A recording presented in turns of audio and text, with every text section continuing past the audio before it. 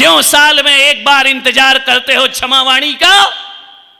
क्यों इंतजार करते हो संवत्सरी का कि क्षमावाणी आएगी तो क्षमा मांग लेंगे? क्यों दिवाली का इंतजार करते हो? क्यों होली का इंतजार करते हो मेरे भाई? ये पवित्र त्योहार है, हमारे भारतीय त्योहार हैं। विदेशी त्योहार हमारे देश में हावी नहीं होना चाहिए, विदेशी त्योहार हमारे देश में नहीं आना चाहिए। देश में जो भी मनाए तो अपने भारत के त्योहार मनाए जाना चाहिए। मैं आपसे निवेदन करता हूं। एक आदमी बोला, महाराज आप वैलेंटाइन डे का इतना विरोध क्यों करते हैं? मैंने कहा बिल्कुल करेंगे।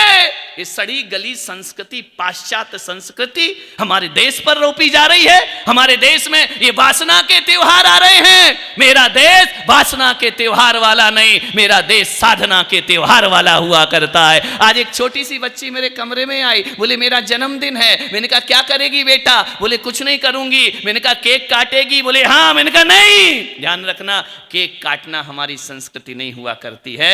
तो बोले मैं क्या करूं महाराज? मैंने कहा जा मंदिर में जाके एक दिया जलाना, तेरा जन्मदिन मनाना सार्थक और सफल हो जाएगा। भगवान के ये केक काटना, ये हैप्पी बर्थडे बोलना, ये हमारे देश की संस्कृति नहीं हुआ करती है। मत करो साल भर दिवाली का इंतजार, मत करो साल भर होली का इंतजार, मत करो साल भर संवत्सरी का इंतजार। अरे रोज सुबह उठकर अपने माता पिता के चरण छुओ, और यदि माता पिता तुम्हें चरण छूते गले से लगा लें, समझ लेना हो गई क्षमावाणी, हो गई संवत्सरी। इससे बड़ी क्षमावाणी कोई दूसरी। सास ससुर के चरण छुओ, गले से लगा ले मेरी बेटी मेरी बहू, आज तुमने संवत्सरी का त्योहार मना लिया। दोपहर को पूरा परिवार एक साथ बैठकर हंसते मुस्कुराते हुए एक जगह भोजन कर ले, समझ लेना होली का त्योहार हो गया।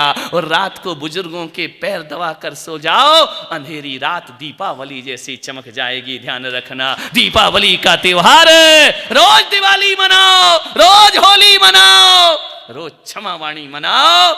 ऐसा हमारा देश बना दो। ध्यान रखिए मान्यवर, क्यों एक एक साल इंतजार करना पड़ता? आजकल एक वो और आ गया मदर्स डे। अरे काहे का साल में एक बार के लिए माँ होती है क्या जिंदगी में? अरे हम तो वो भारत के लोग हैं, प्रातः काल उठई रघुराई, मात पिता गुरु शीस नवाई। ध्यान रखना हम तो उस संस्कृति के लोग हैं जहां रामचंद्र जी सुबह उठ के प्रातः काल मात पिता गुरु शीस नवाई, प्रातः काल उठई रघुराई। हमारे यहाँ तो रोज फादर्स डे है, हमारे यहाँ तो रोज मदर्स डे है, हमारे यहाँ तो रोज गुरु पूर्णिमा हुआ करती है। ध्यान रखिए, साल भर क्यों इंतजार करते हो इन चीजों का? एक एक दिन बांट दिए हैं, एक दिन माँ का, एक दिन पत्नी का, एक दिन प्रेम का, एक दिन फूल का। धत तेरे मूर्खो, ये भारत की दशा बना दी है। पग पग मंदिर डग डग तीर्थ, ये भारत की पहचान हुआ करती है। ध्यान रखिए मानिए, रोज दिवाली मनाओ। ग्रह दशा सुधारना है, नवरत्न पहन रहा है आदमी, पागल हो गए खोपड़ी। इन कंकरों पत्थर से दशा सुधरती है? मैं कहता हूं कि कोई अंगूठियां पहनने से जीवन में शांति नहीं आती है। आज एक अंगूठी मैं आपके दे रहा हूं, जाओ पहनना, जीवन में शांति ही शांति होगी। मेरी अंगूठी ना हीरे की है, ना मोती की है, ना माणिक की है, ना पन्ने की है। आज इस सभा में एक अंगूठी सबको दे रहा हूं, जिसको लगे ले जाना, कोई कीमत नहीं होगी। एक अंगूठी पहनो, सारे ग्रह तुम्हारे बस में हो जाएंगे। और मेरी अंगूठी यदि कोई है तो प्रेम की अंगूठी पहनो, जीवन में आनंद ही आनंद बरस जाएगा। प्रेम की अंगूठी होना चाहिए। रत्नों की अंगूठियों से जिंदगी थोड़ी संवरती है। पैर की प्रेम की अंगूठी पहन। मालूम है हिंदू का घर कौन सा होता है?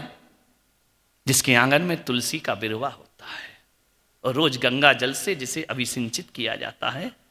जिसके आंगन में तुलसी का बिरवा हो, समझना हिंदू धर्म का घर हुआ करता है। आपके घरों से तुलसी समाप्त हो गई है, आपके घरों के आंगन में तुलसी का बिरवा नहीं बचा है। मैं पुलक सागर कहता हूं, हर घर में एक तुलसी का पौधा होना चाहिए। ध्यान रखना, तुलसी बीमारी को दूर करती है, तुलसी बुरी बलाओं को प्रवेश नहीं करने दिया करती है। तुलसी वो है जो हमारे जीवन को आनंद से भर दिया करती है। लेकिन मैं यहां कहूं कि तुलसी का पौधा लगाओ तो मुसलमान कहेंगे हम क्यों लगाएं, हम हिंदू थोड़ी हैं। बाहरी आदमी, पेड़ पौधों की भी जात हो गई।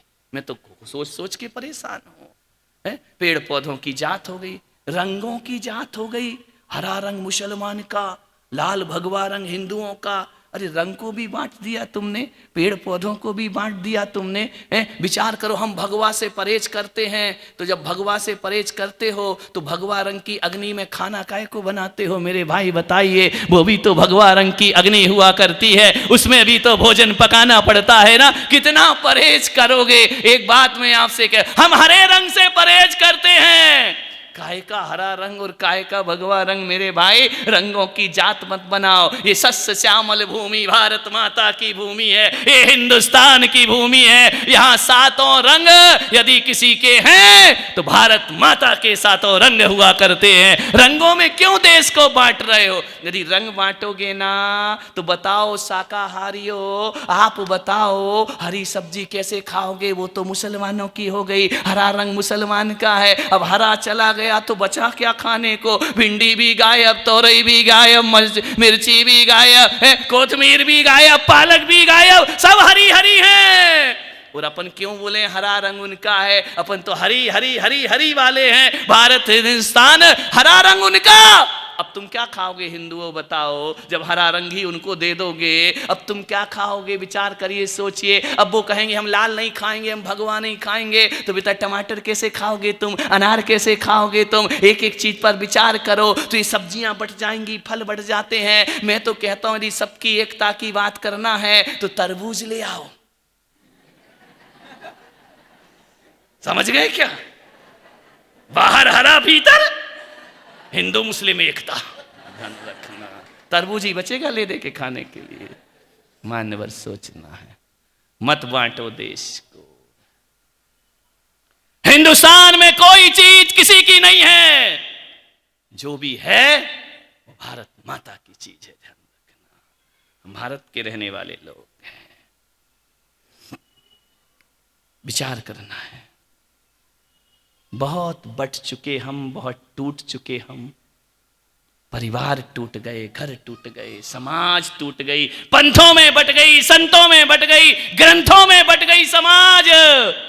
आज यदि हिंदू समाज का पतन हो रहा है तो एक ही चीज से दूसरे हमें नहीं लूट पाए, हमारे ही लोगों ने हमें लूट लिया है। ध्यान रखना, सबसे बड़ा पतन छुआछूत की भावनाएं, अस्पृश्यता की भावनाएं।